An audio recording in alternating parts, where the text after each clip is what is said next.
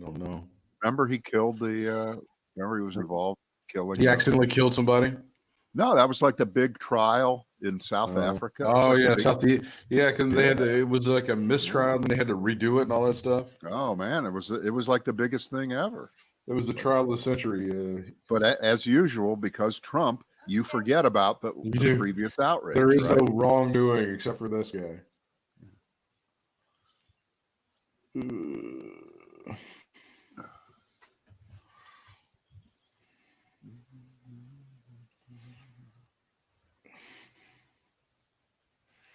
Let's see what we're doing here. Oh, that's not going well. Oh Lord. Oh, I just saw there was a giant, it was a Facebook or Twitter or both outage in the Northeast today. I know that everybody got logged out the other day, but I didn't know anything about today. They canceled themselves. I see what you did. I see what you did there. Yeah. It's funny. It's pretty funny.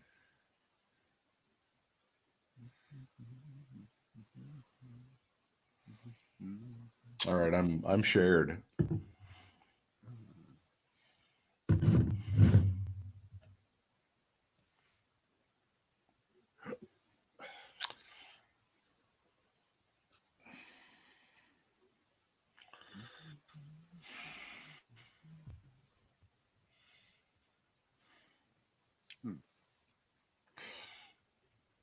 Why didn't that do what I wanted it to do? I just don't understand. I just don't get it. Who used to say that? Wasn't that Bill? Bill LeMay. Raleigh. That was Bill LeMay. Yeah. I just don't get it.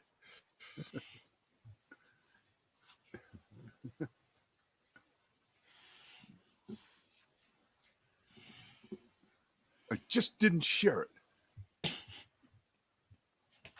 Well, you should.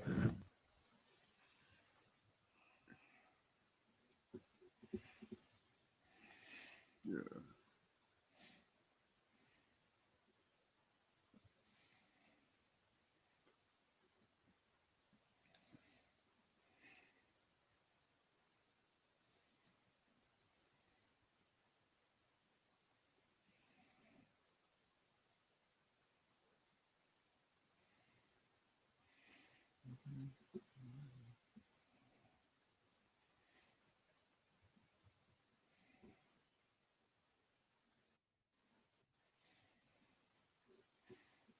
Just don't get it.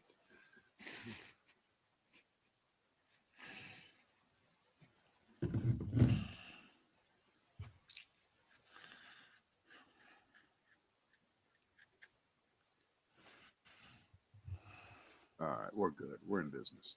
All right, I'm ready when you are. We're in business. Okay. It is the Brad and Britt cast, our second one for this week, and I would like to begin with a question. This is an important question. I don't know whether this happens to you or has happened to you, but now 2 days in a row, and this isn't the first time this has happened. Yesterday, there's an envelope in my mailbox, and it says escrow on it, and it's got the 2 checks in it, and I have no idea what this is. We're not selling our house. Yeah, it's not up for sale. How many years has it been since you dealt with escrow? No, but I have no idea. Why is this? Who is? So I had to open I couldn't not open the envelope. I just couldn't leave it there. Sure. Right. So I had to open the envelope, and there were 2 cashier's checks made out to my next door neighbor, who is a lawyer and does real estate closings. Okay, well, that's handy. That's funny. So I took it over to her immediately, and that was the end of it. Fine. It happens. Yeah. Today. Yeah. There's a package. There's a box, a little box outside, and Jane gets all excited and says, "I got a package," and opened the door, and I brought it in, and it's addressed to the house next door. I'm 03. This is 05. Okay.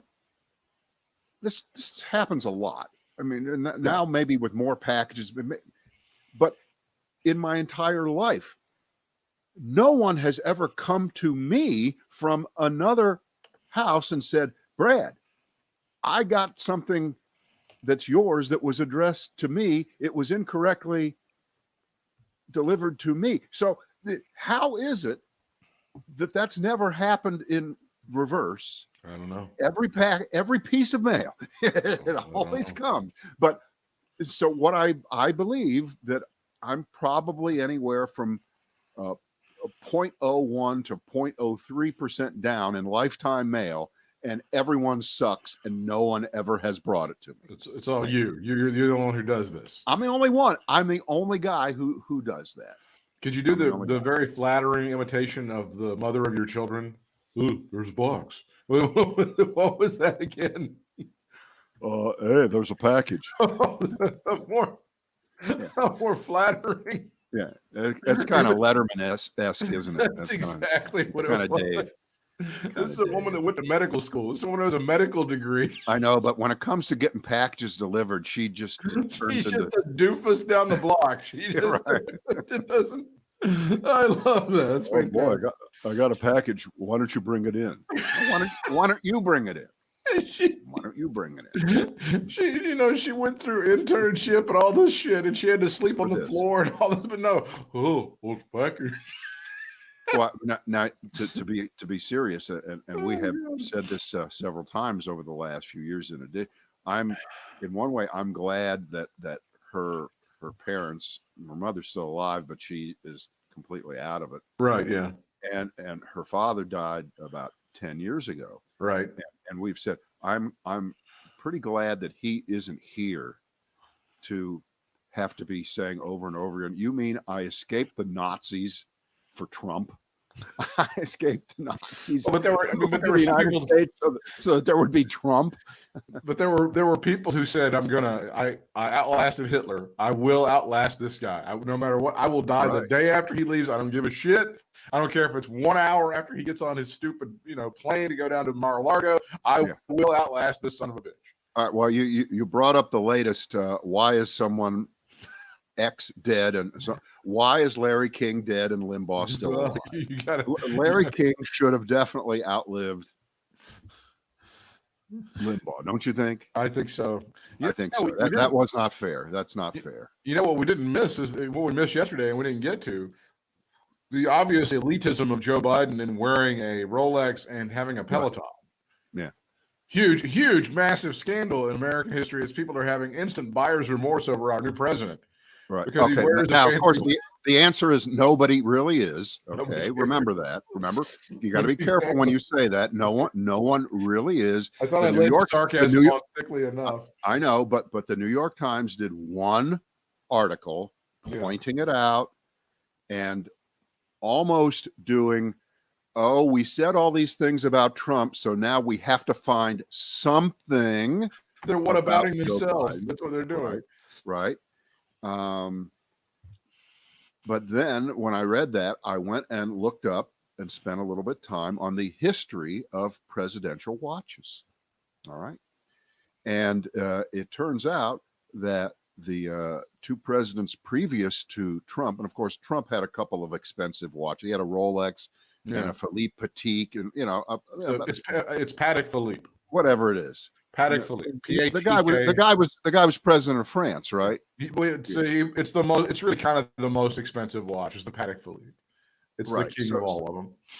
So Trump had and by the way, Trump is stupid enough to play golf in a Rolex. Okay, anybody, and I'm not serious about golf at all. I don't play that often. I haven't played probably for 5 years.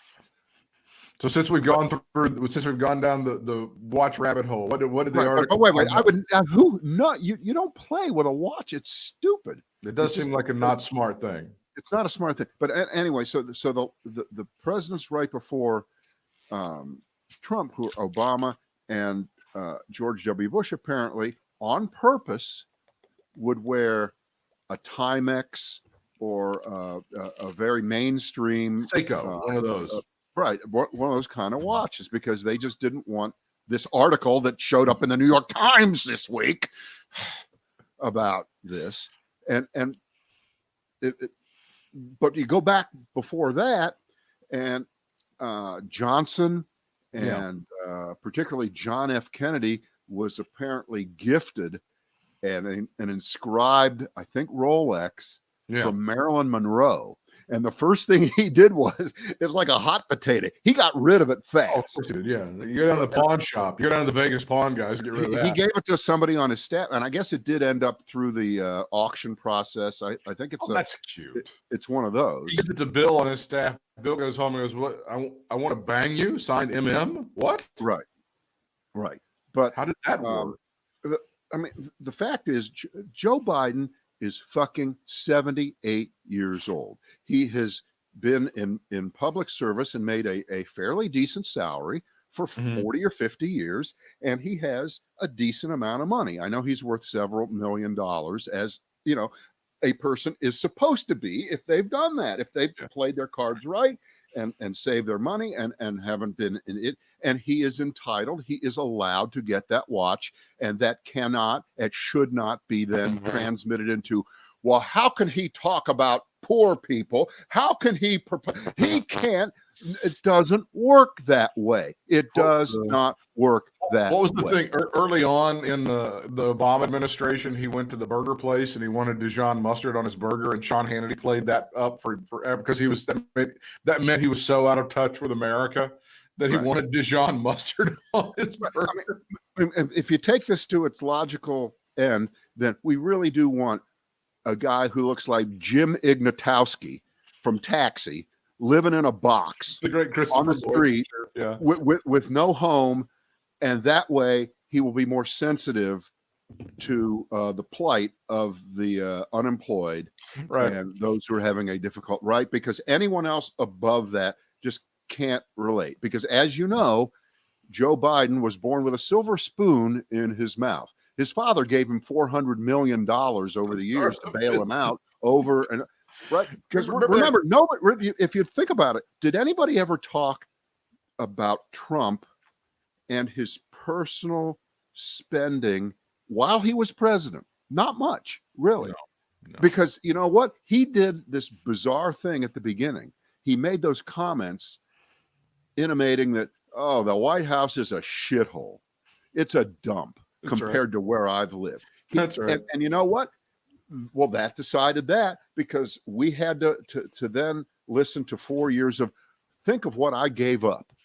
Think of the great life I had. And he said it that way. They would say that to you all the time. His support, he takes $1 in salary, or he donates his entire salary. He doesn't need this. He loves the country so much. Meantime, he shook down the Sheikh of Shitville in Saudi Arabia to rent out 400 rooms at $10,000 a night and pocketed that money.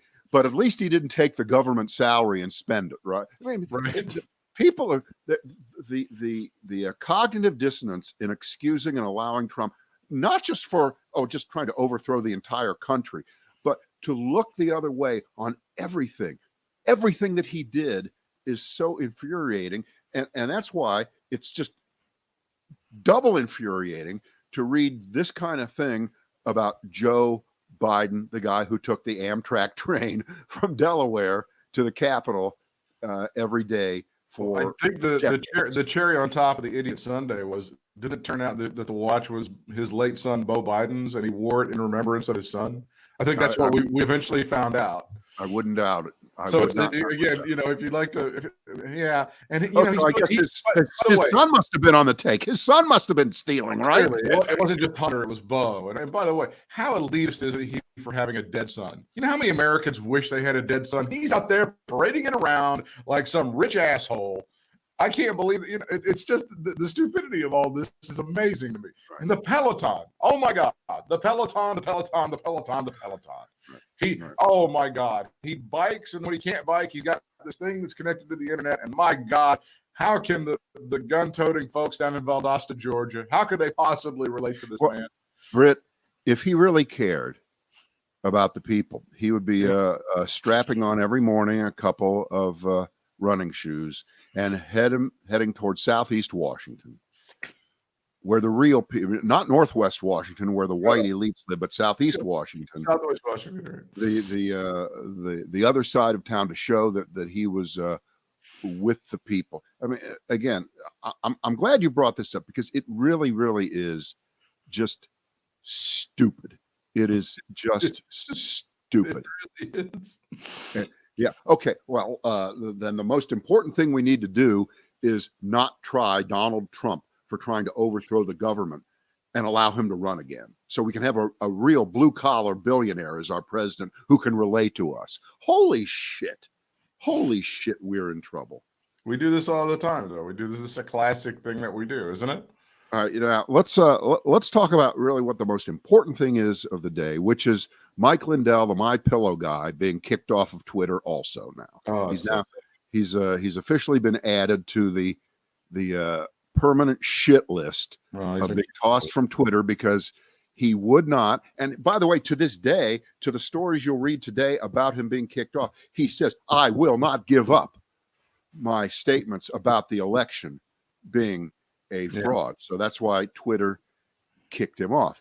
And that leads you all the way around the corner back to Rupert Murdoch, that piece of shit. Boy, you talk about why isn't he dead? Holy crap. Would you go already? Would you go already? You're dead. He gets out there the other day and speaks to the world. And by the way, it's difficult for Rupert Murdoch to get his message out because, as you know, cancel culture has not allowed conservatives to speak anywhere. They can't get their message out. You can't hear them. You don't know what Josh Hawley wants, right? Yeah. Have they taken away the Murdoch family's Twitter account? Because without that, I think the guy is just he's emasculated. He's impotent. There's nothing to the guy. And so he's got a 3-word phrase, and they are eating it up. What is on that? Fox? It's called awful woke orthodoxy. The awful woke orthodoxy. The AWO of speech suppression. Yeah. That ties into cancel culture. Yeah. And a wave of censorship. And this is their new thing right now. And remember, I have to keep pointing this out because we're only at the 3-week mark of the attempted destruction of the United States government, the hanging of the vice president in front of the Capitol, and the hostage taking and probable murder of dozens, hundreds of members of Congress. We're only 3 weeks away from that. And the pivot over there in right-wing media is we can't get our message out. They're not allowing us. There's a new totalitarianism in this country. And it wasn't the totalitarianism that Donald Trump was going to inflict on the country in the second 4 years of his presidency, that he had already paved the way by gutting the federal government from top to bottom in every agency, by stacking the courts, by doing all, it's because fucking My Pillow guy is not on Twitter. That's the danger to My Pillow guy. That's great. Okay. Now, if he comes back and tries to open an account as My Mattress Guy, will they catch that? I think they will. I think they would. Yeah, I think they'd nail that. But of all people, Rupert Murdoch, who, if I can be really flippant about it, controls more speech than maybe any person on earth. Is that fair? Individually, it's up there. Yeah, but between all of his networks, and I think I said this last week or the week before, and I repeat it because other people have said it in the last few days, and I always feel good when I think of something and then I hear it somewhere else. I love to have my thoughts reflected back to me. Sure, that's the important thing. That's the only thing that matters. But the biggest mistake that the United States has made in immigration wasn't Ronald Reagan being soft and essentially legalizing a couple million people back in the 80s. It wasn't what happened in the 90s and into the 2000s, where George W. Bush was trying to cut deals on it. It wasn't even Trump. It wasn't even Trump trying to build a wall. It was letting Rupert Murdoch become an American citizen in 1985. It was giving him citizenship so that he could start buying up television stations across the country, and that was the beginning, 1985. And a few years later, you had Fox Network, you had Fox Television Network, and then you had Fox News by the mid 90s, and here we are. And it's because Rupert Murdoch got the waiver to start buying up properties, and he had to be an American citizen to own media properties. So if that wouldn't have happened, if there would have been a wall built around him in Australia, then we might be in a very different place these days. It's kind of weird. It's only been 35 years since Rupert became an American citizen, but here he is lecturing the rest of the world on freedom of speech when he has undermined democracy now in the United States. Awful woke what? What is it? The awful woke? What do they call it? AWO is what it turned out to be. Yeah, it's the awful woke orthodoxy. And he just came up with this, and they're running with it. They think this is the greatest. They're running with it hard. Yep. Well, God bless them. Yep. Oh, when you brought some of that stuff up, it reminded me. There's a great podcast from Axios called "How It Happened." It's Jonathan Swan, and it goes through the denial of the victory by Joe Biden, by Donald Trump, and it goes inside the White House, inside the residency, and it goes through. They've done two parts so far. One of them is election night itself and the strategy of lying about that. And now they've gone through the legal team, and then they're going to continue to go on to Donald Trump fomenting insurrection and violent overthrow of the government. It's very good. There's some inside detail that no one was aware of that he's come out with, and it's real good. It's called How It Happened from Axios. Apparently, as far as the legal team goes, he had the real lawyers who were still awful people, like that Jason Miller guy, right? Well, I don't think he's a lawyer. I think he's an idiot. Well, he was he's no lawyer. I don't think he was part of the legal strategy, and he was kind of running the actual people. And then you had the people who like to smear shit on the walls, like Rudolph Giuliani and Sidney Powell and Lynn Wood. And this group over here, the Jason Millers, were trying to keep this group over here from smearing shit all over the place. I have a question. And the law. They were at the White House election night? I'll tell you who was at the White House election night. This is a Diamond and Silk.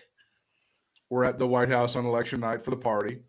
I don't know if My Pillow Boy was actually there. He may have been there. But they were a lot of people, and they go through all of the stuff about when Fox called Arizona, what happened. Trump was watching up in the residence. He wasn't down with everybody at the super spreader event eating beef sliders. And then he got everybody gathered there and goes, Jared, you call Rupert, and then you call the decision desk, and you start, and they go through all of that stuff. And as we pointed out, I guess it was last week that they ended up firing the people at the Fox News decision desk who accidentally were completely right about Arizona.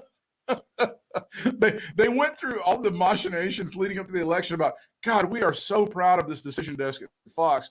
We poured so much into it. It's such an independent thing, and it has nothing to do with politics, and Sean Hannity will not be a part of it. And so they did the right thing. Well, you know what? And up until last week, right, they actually lived up to that. They really did live up to that. And then they didn't. Right, until they didn't. Right. They fired until they caved. Yeah. The decision desk, which did exactly what it was supposed to do. They were so proud of it, and they touted it, and they brought them on the air. And Chris Wallace goes, "You're a geek, aren't you?" And the guy goes, "Yes, I am. I'm a geeky nerd. I'm a big geeky nerd." I don't think you understand what decision desk means. It means we've made a decision. You're fired. Okay, that's what I've been a part of that decision desk. I've been on the decision desk before, as it turns out, and I wasn't even aware. So that's really good. Right. The acting chief of the Capitol Police apologized to Congress today for the agency's massive security failures on the 6th of January, acknowledging during a closed-door briefing that the department knew there was a strong potential for violence, but failed to take adequate steps to prevent what she described as a terrorist attack. There's going to be a vote of no confidence among the leadership the Capitol Police, which will probably lead to some people actually getting fired who probably deserve to be fired, Brad. That's what's happening, at least today in Washington, D.C. Well, yeah. Well, they've got to point the fingers down. Okay. The fingers can't be pointed up to, people in the military or in the National Guard who either caved to Donald Trump's bullshit the day before when he was making the statements that there could easily be 10,000 people. That would get my attention. But apparently it didn't get enough attention for everyone involved there. So plus, this doesn't address the bad actors within the Capitol Police that may have helped usher the people to the steps of the Capitol building itself, which we've actually seen on some audio. I love this. I love how you see things on video and it's like, oh my God, you can see them in Georgia with the briefcases full of votes, and that proves fraud. But somehow when you see people pull barriers back and show people, oh, why don't you just go up these steps and break out some windows? That's not definitive proof that perhaps there were people within the Capitol Police that may have been bad actors in this entire situation. I love that. That's fantastic. The articles of impeachment were transmitted from the House to the Senate because that's how it works. Yesterday, we've already seen massive hand-wringing from people like Rand Paul that this is just the worst thing ever, and this is a sham, and Mitch McConnell should not entertain such ridiculousness, even though he's not in charge of the Senate anymore, as it turns out. Right. And, well, hang on. Let's go to the person to watch in this right now. Besides, obviously, McConnell, who I don't count on him, as the trial happens, suddenly coming out and saying that I'm going to vote to convict Trump, and we must uphold the rule of law. And I don't look for that. I don't anticipate it. And any news story that I hear where people said, people are saying that Mitch McConnell has said he's still got an open mind, how many times this is Lucy in the football a million times. Until you make the actual decision to do the right thing, you can always count on Mitch McConnell to do the selfish thing to help him maintain or to reattain power. In this case, to do whatever it takes. Everything he's doing is about getting the Senate back in his control in 2022. That's all that matters. Nothing else matters. And so he will make the calculation at the time.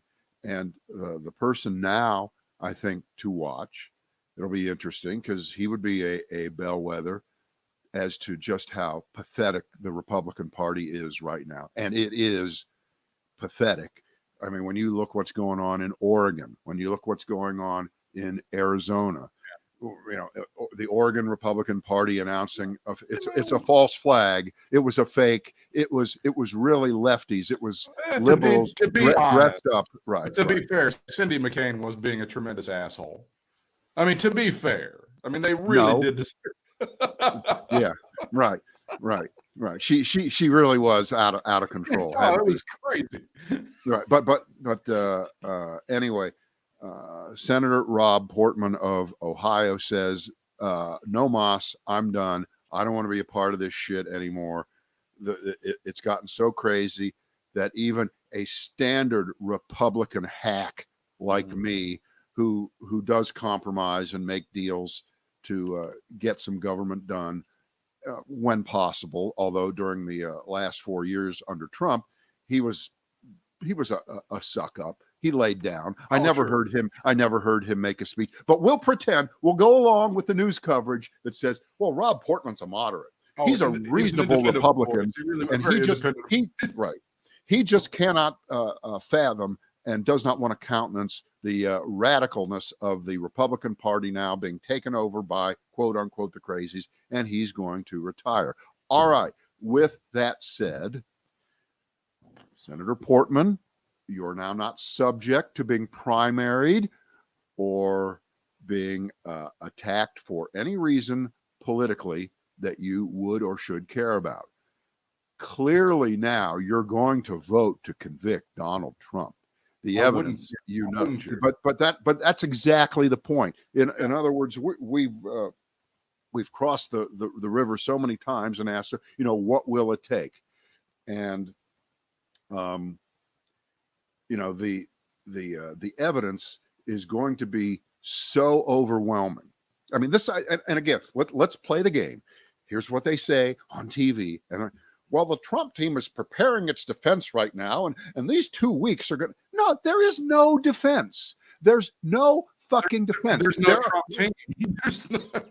Right. There's no Trump team, and there's no I love it. So apparently it's now two hack lawyers from South Carolina who are going to be his defenders, guys who've defended some other sleazeballs.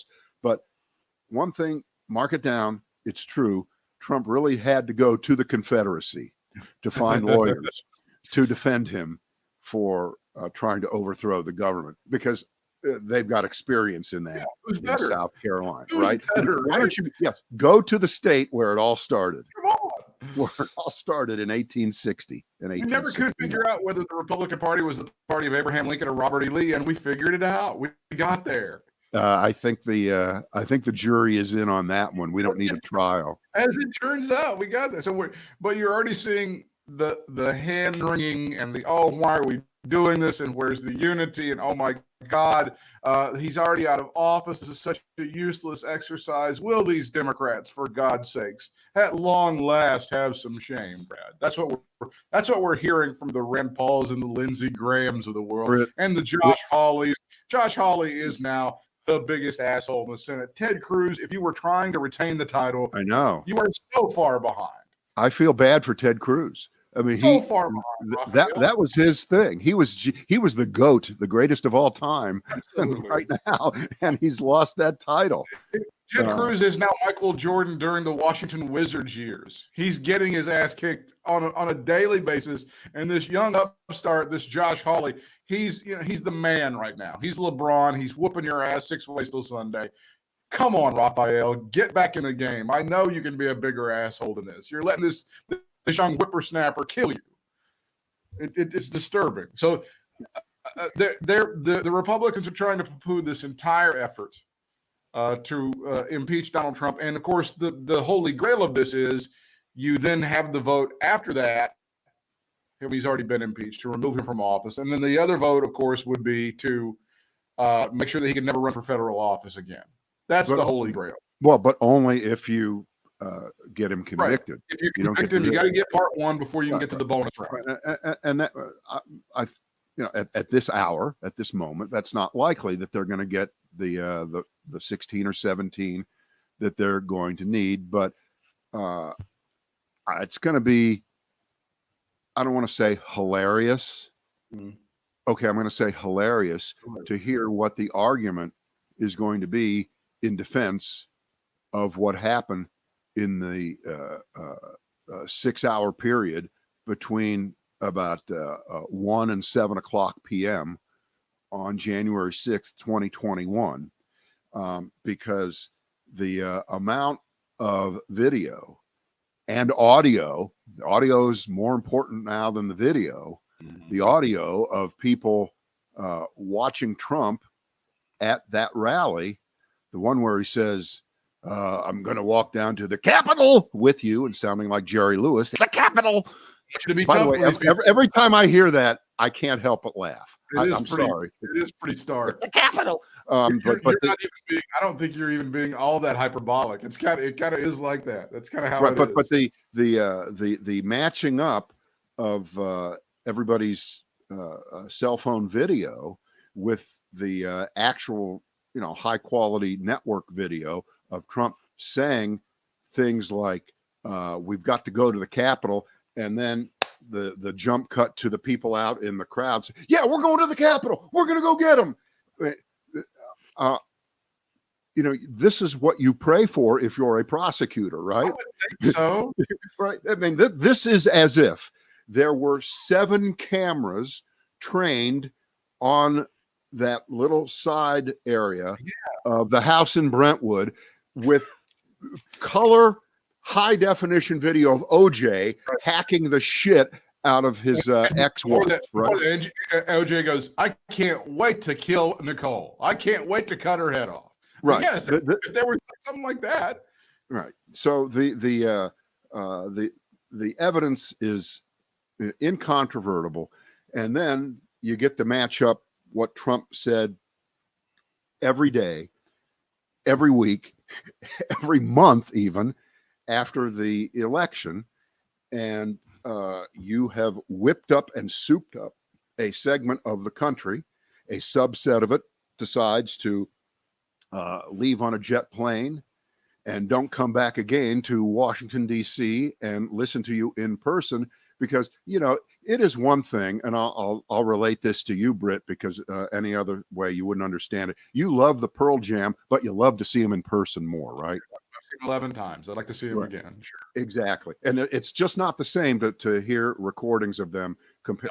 No. And for these people, it wasn't enough to see Trump on TV. It wasn't enough to see Trump on Twitter. You had to see the man. You had to see the man. Sure. And at that moment, Trump did the worst thing that a United States president, I believe, has ever done in 230 some years. This is the worst thing that a president has done to his own country. You can say anything you want about presidents lying about a war or this, but they never did it. They never did it with the malice aforethought to damage and hurt the country itself in service of keeping themselves in office. I mean, right. Lyndon Johnson said about the war in Vietnam and what he knew early on, it was terrible. But at no time, even now, all these years later,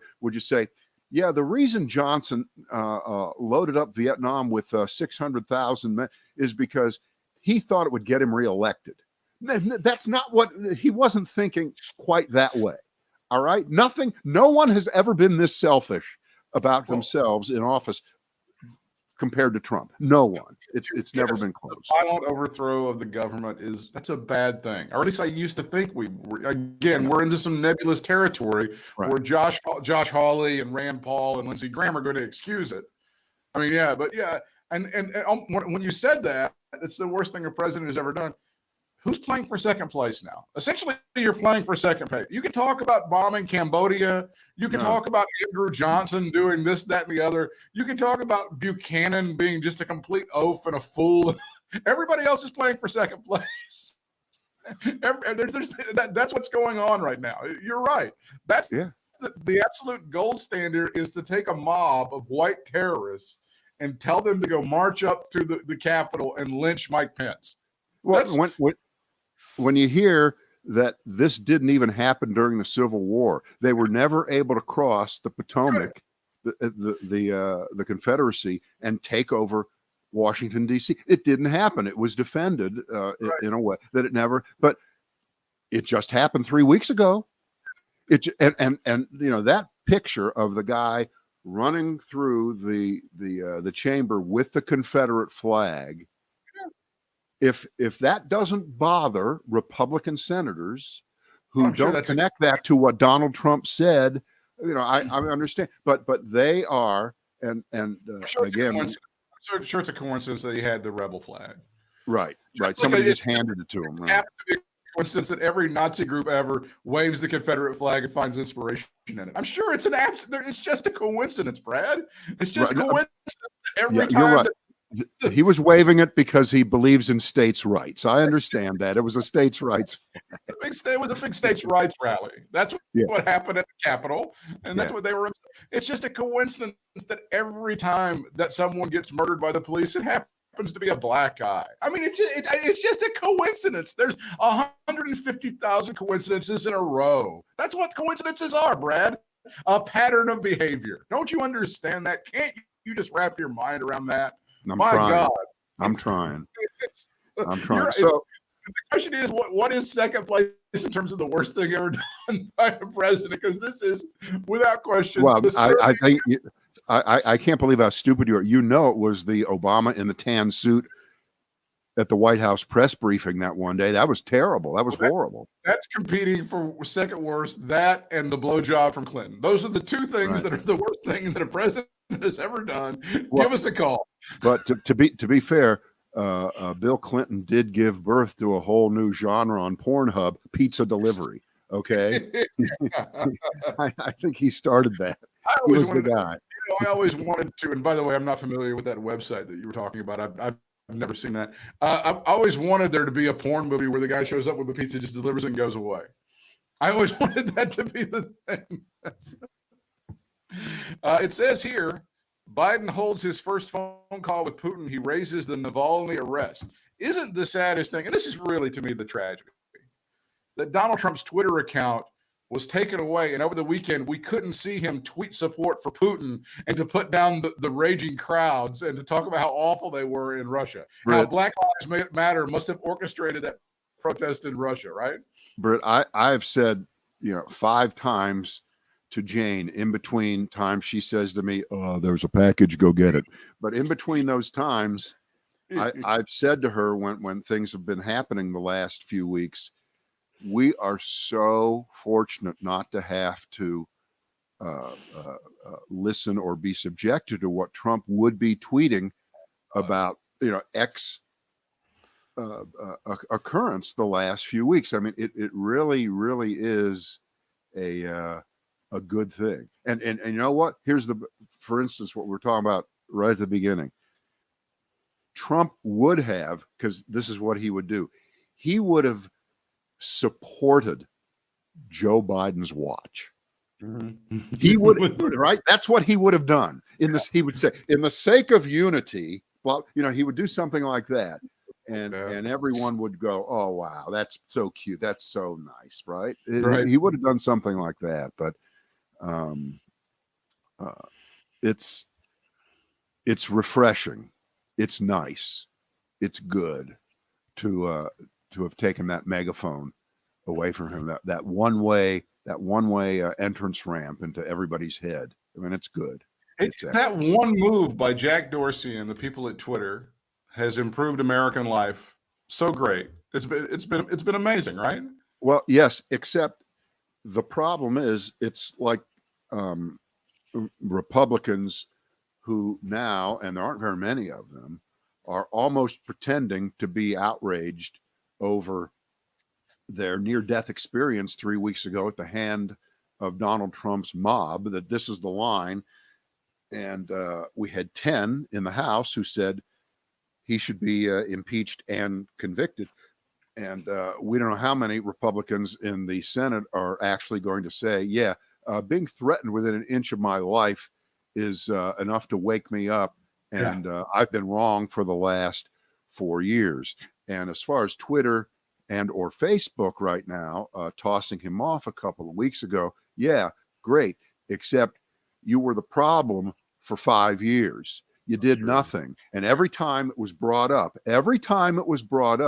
you made a lame free speech argument, and you had a presidential exemption for hate speech, for lies, and for other things that have gotten far less famous people tossed off. Britt, our best friend, has been tossed off of Twitter. He doesn't know why. And we don't know why. He does not know why. And he is not a hate speech. He doesn't do that shit. And he is caught up in this. That being said, I'm willing to trade our friend collateral damage off of Twitter, collateral damage for whatever Trump was actually doing, and now my pillow guy.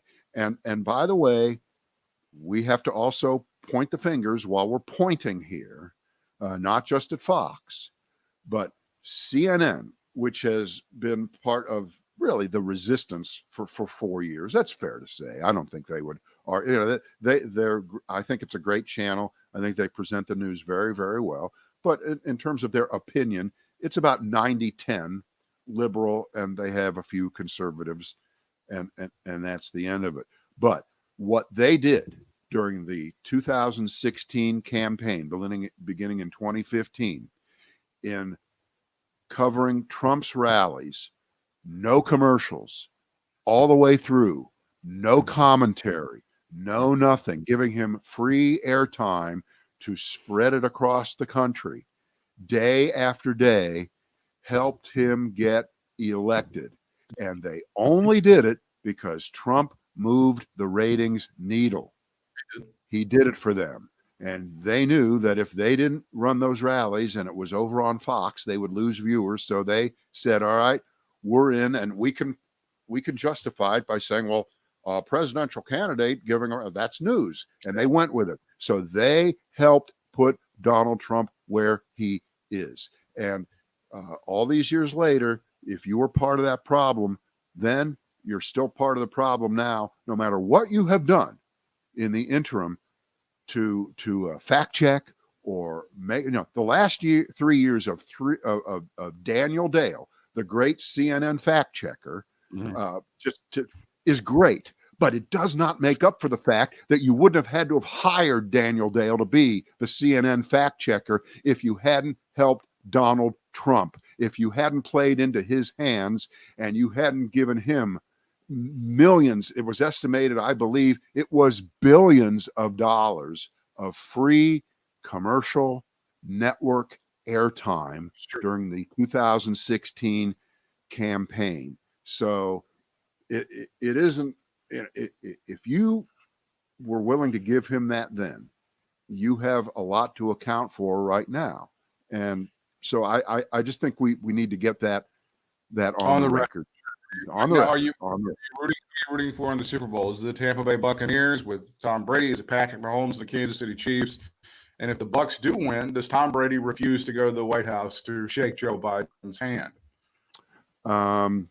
The answer is neither of them will refuse to go to the White House. Both will go. And Britt, you committed the cardinal media bias sin yesterday of publishing what looks to be a 15-year-old picture of Tom Brady and Donald Trump playing golf, making come on, here's what you did. You made it seem as if Tom Brady is best friends still with Donald Trump, and he is not. He is not. I don't know that. I also know that he hasn't sworn off Donald Trump. And by the way, Donald Trump was an asshole 15 years ago, 30 years ago, 40 years ago, 50 years ago, and you knew who he was. I mean, you may not have known that he would be the guy that fomented insurrection, but Tom Brady has not forsworn or spoken out against Donald Trump during the White House. He's not said, I don't like what that guy is now. You've never heard Tom Brady say that. All right, but I predict that either of those teams will go, every one of them, everybody on the team, either coach, even Bruce Arians, the coach of Tampa Bay, who looks like he led a motorcycle rally in South Dakota this summer. That's why I like him a lot, right? He looks like that guy, doesn't he? Bruce Arians always looks like he's polished off a 5-pound chicken burrito. Why does that guy always? And so does Andy Reid. I mean, you know what? That's a great part of the game. Those two guys, they really look like America. But you know what?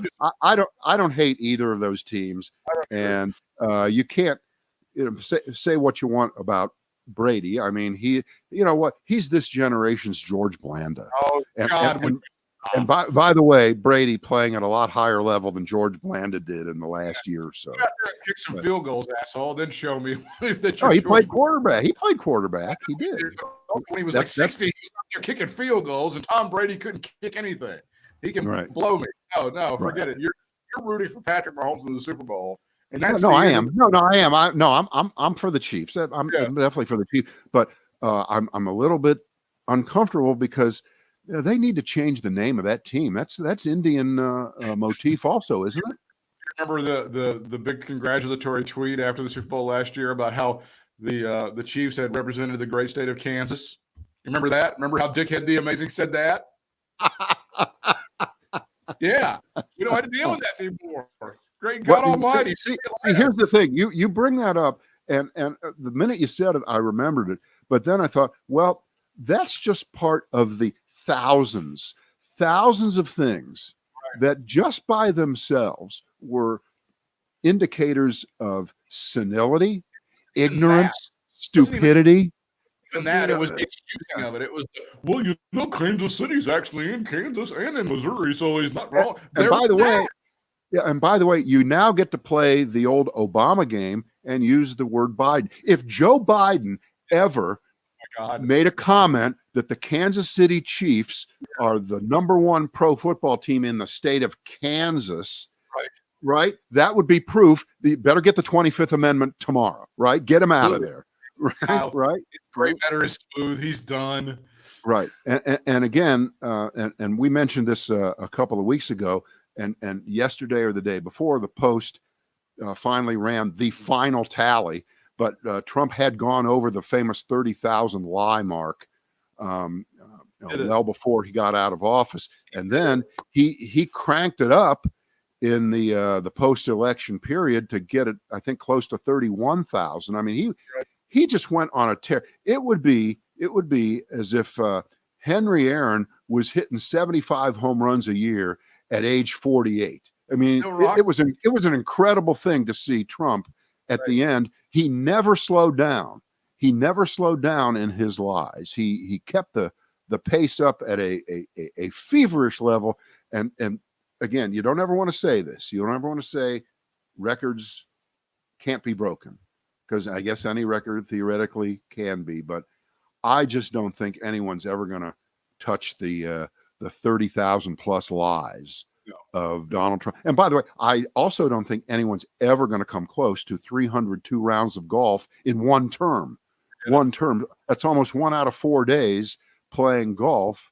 And if he would have been reelected, he would have beaten that. He would have probably played 400 or 500 days of golf in a second term, fucking off, because he didn't have to even pretend to do shit to help him get reelected. And that's all he was ever doing when he did anything in his term, right? Nothing was ever for the people or to help the country or to console people who needed help, until a gun was held to his head, or the flag was put at half staff because somebody told him, God damn it, you better put the fucking flag down when John McCain is dead, whether you liked him or not, all those kind of things. But if he got a second term, nothing, just absolutely nothing. And think of all those government agencies that he gutted, and the ones that he didn't 100% gut, he filled with hacks and losers and inadequately prepared people and folks whose mission was to destroy the very government agencies to which they were appointed to. If that would have gone on another 4 years, oh my. And he already had about, I think he's got like 25 or 30% of all federal judges now appointed in that first term. That would have continued unabated. That would, he would have more than half of all the federal judgeships, people that Trump appointed, and putting aside that enough of them at least apparently did get a legitimate law degree, that none of them decided that it was a good idea to overturn the election without any evidence. Good for them. But believe me, they go back to their type and to their Federalist Society pedigree, and they're clerking for Clarence Thomas and all that shit. There's a million of them out there who are in there. And I mean, you already saw it a couple of days ago. And here's a story that didn't get a lot of attention, but I thought it was disgusting. The Supreme Court, in a 6-3 ruling, and of course the 3 Trump triplets were part of that 6. They threw out all the cases having to do with the lawsuits over the emoluments clause, that Trump lined his pockets, that he used the government to make money, that he got people to stay in his hotel at inflated prices, that he helped his family out, which all is absolutely positively true. And the court threw it out on a technicality and said the cases are moot because Trump isn't president anymore. So I guess this is how it works. If you're a CEO and you can loot the company, you can steal from the safe, if you can cook the books and embezzle money while you're the president of the company, all you need to do is retire from the company, and then you can't be prosecuted for that crime. Is that how it works in the real world? Is that how it works? That's how we do it. Yeah, because it's moot. You're not there anymore in the job. But no, you took the money. You stole the money. So that is, remember, yes, the courts did their job the last couple months, as they should. Again, we congratulate people who just do their jobs correctly as being heroes of America. And I guess when you're descending into an authoritarian, totalitarian society, people who stand up to that are in some ways heroes. But they will go back to making the kind of outrageous anti-consumer, anti-environmental, overly pro-business, anti-union decisions that they have it in their DNA to make over the next few years when given the opportunity. And if you ever want to play the elections have consequences card with the courts, oh my God, it's bad. But this is a case of where it really could have been way, way worse, way, way worse. For instance, Merrick Garland is now he's going to be the attorney general. So he was able to leave his job on the Court of Appeals there, right. And Biden gets to appoint somebody to succeed him. And he'll probably pick a younger person. Merrick Garland's in his 60s. He'll pick somebody in his 40s. Had that not happened, first of all, Merrick Garland wouldn't have retired. He'd still be a judge, but he might have died. And Trump would have been able to appoint the person who was going to succeed him in that very important Court of Appeals there in D.C., right below the Supreme Court. So I mean, that's a big deal. And we talked about this before the election. Democrats are lucky because, again, they did not emphasize the courts, did they? You didn't hear much about it. But boy, on the other side, the Republicans, that was one of the excuses even. That was one of the enabling things that made the deal right with Trump. Yeah. Hold your nose and vote for Donald Trump because we need the babies to have a heartbeat. You need these judges in there. That's all it's about. Right. So we dodged that bullet, and I guess maybe when you're trying to win an election down in the trenches, and you're trying to win Georgia, a Senate election, it would be too much to ask to use the fact that if you could just get Raphael Warnock and Ossoff in there, then the federal courts won't be skewed towards Donald Trump and Republicans for the next generation. It's not what people were really thinking about. So, I mean, I understand it, but we're East Coast elites and we think about those kind of things, right? That's exactly right. That's what we do. And Rolexes. That's all we think about. Right. And by the way, that picture you have of Tom Brady and Trump, you notice how thin Trump is compared to what he looks like now. Now, of course, Tom Brady, he's like fucking Rob Lowe. It doesn't matter what year the picture is. He looks the same. He's 12 years old in that picture. He looks 13 today. Right. That's basically Tom Brady. Right. All right. Enough damage inflicted for one day. That's for sure. In fact, we ran long into the next show. Overtime. Okay. But we can do that because we're on a podcast. We're podcasting.